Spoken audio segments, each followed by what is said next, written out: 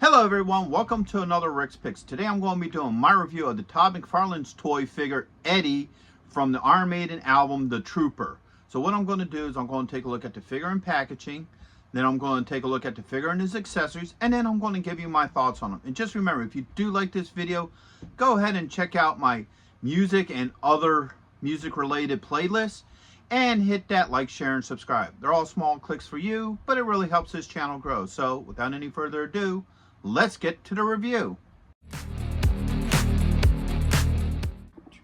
So here he is in packaging. First off, you have this open window so you can see the figure and all his accessories. All right, you have the Trooper Eddie logo here, Iron Maiden. And when you bring it up a little bit closer, you can see the McFarland logo here. He's a limited edition figure. You got Music Maniacs on the other side. All right. Spin them around this way.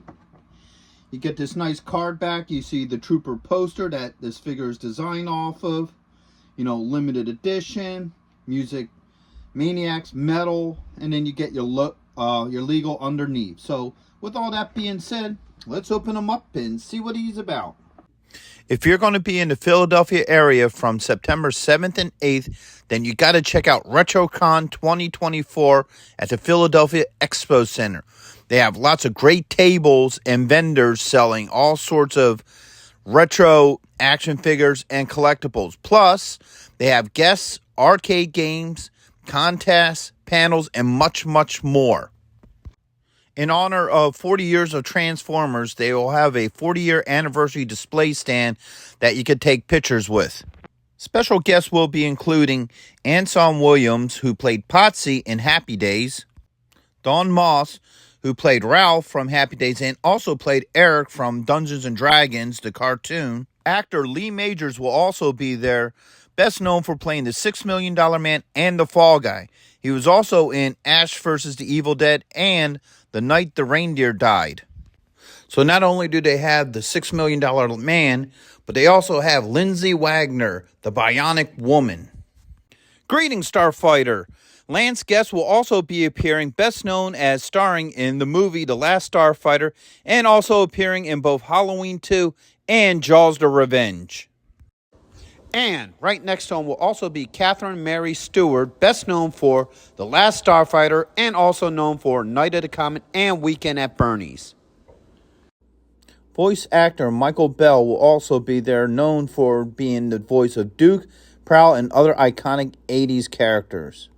So next we have Townsend Coleman, best known for being the voice actor for the original Michelangelo, also the Tick, and in Transformers Animated.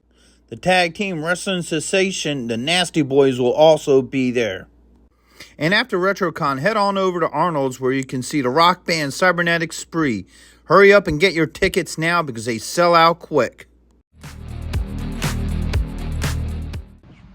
So here he is out of packaging. He's a decent looking figure, and I'll get into that in a minute. First off, let's start with the rotation.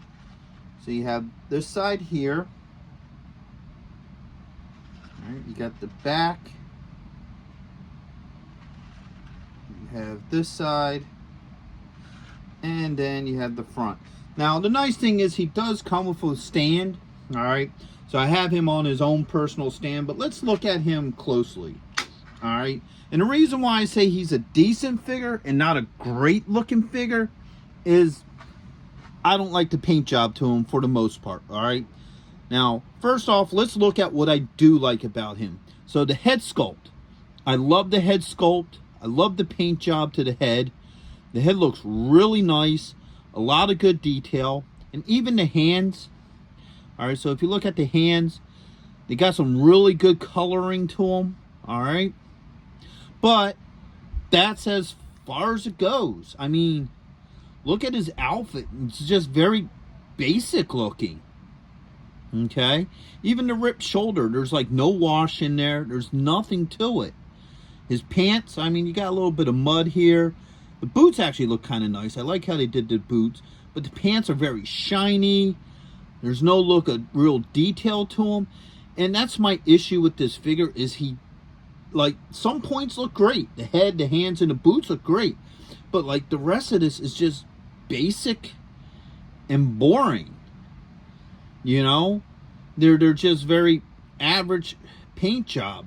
You know, I feel like there should be a wash. There should be something that makes the rest of this figure pop. I mean, even look at the back.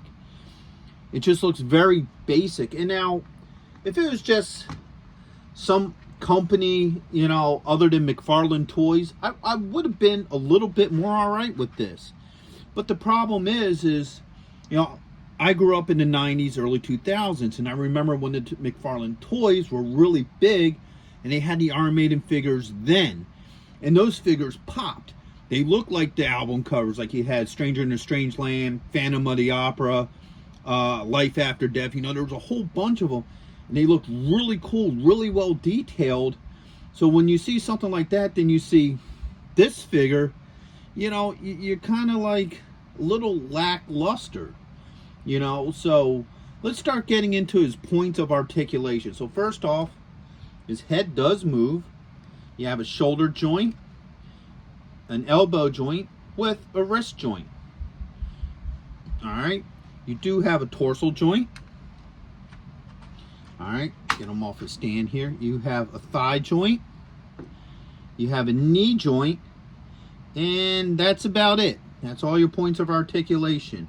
I mean, even looking at these cufflinks, I hate constantly hitting this, but there's no detail. There's just nothing to it. It's just basic. All right. So my overall look of the figure is some points look really cool, other points, not so much. So now we're going to look at the accessories that come with him. Like I already said, he does already come with a stand. Now he does come with this Trooper card, which looks really nice. I do like this card. It definitely captures the artwork that it's based off of. All right, spinning around here, it's your, you know, authenticity. Okay, certificate of authenticity, what number he is, and so far. And I guess this just, here, let me move Eddie out of the way. I guess this is meant to sit here like this. I'm thinking, I don't really know. I guess that's meant for your card to sit here, because other than that, I really don't know what this would be for, because none of his other accessories sit in there.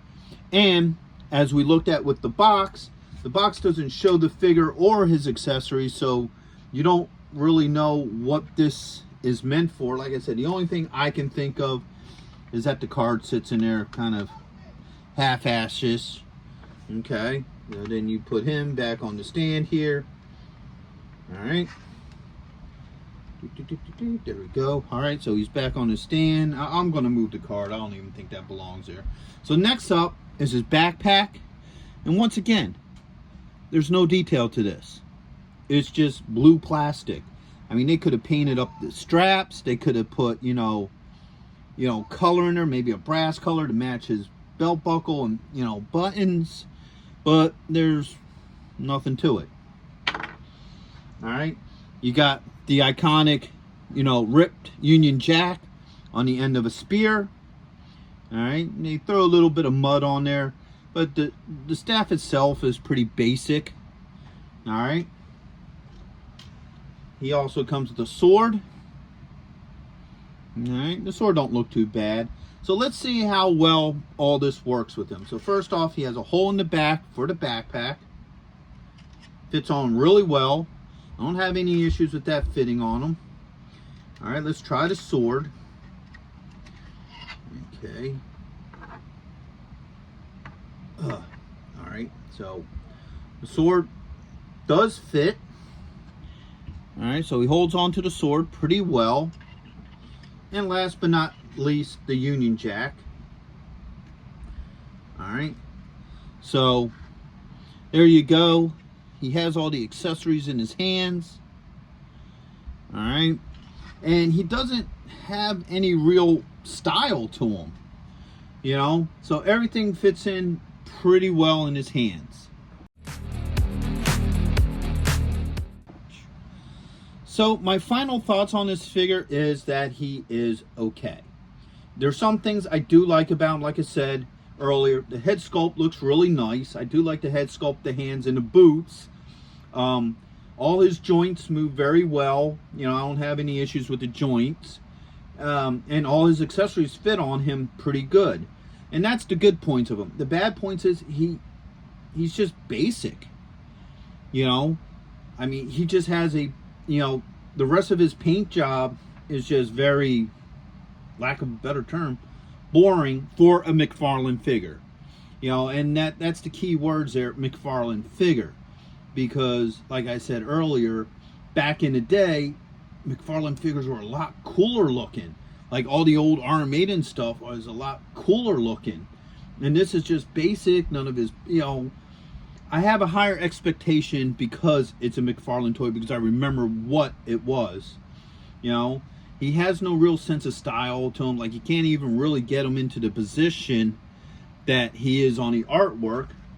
You know, he comes with the card, which is really nice, but it doesn't really sit that well behind him, and you can't really see it behind the figure or anything. So, I don't know if there's meant to be a display stand there or something, but, you know, overall, you know, that's the card. And the other thing that kind of bothers me with this is the factor that I think McFarland Toys picks and chooses which figures they want to really work on and which ones they don't. Like the DC figures, I think most of them look pretty decent. But here's an example. All right, just recently I did a video on Scorched.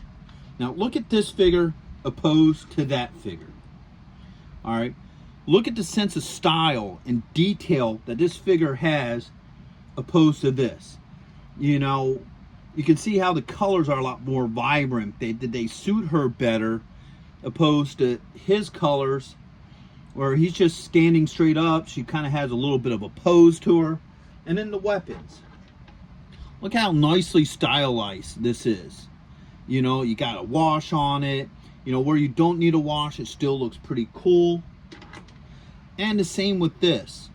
And then you look at his, you know, Union Jack here. Yeah, the Union Jack looks all right, but there's no style to the wood. It's just, you know, like I said, if it was some offshoot company, you know, some smaller company or something, I would be 100% okay with this. But because of him being a McFarland, and I see here what McFarlands are capable of, and then you see this, and, you know, so for me personally, and I'm a huge Iron Maiden fan too. I really like Iron Maiden, so this is also an extra hit, you know, to me as well, because I would have liked this figure to be a lot more.